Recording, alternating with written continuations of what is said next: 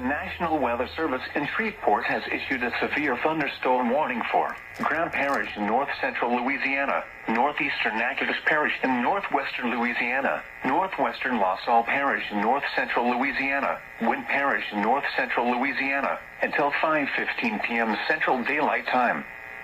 At 4:20 p.m. Central Daylight Time, severe thunderstorms were located along a line extending from 14 miles northeast of Canty to 11 miles south of Winfield to 7 miles northeast of Colfax to near Boyce, moving northeast at 25 miles per hour.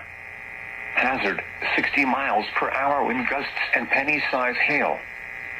Source, radar indicated. Impact, expects damage to roofs, siding, and trees.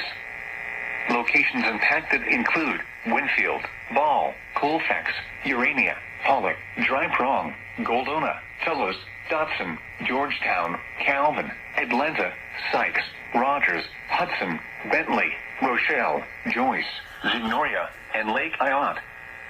For your protection, move to an interior room on the lowest floor of a building.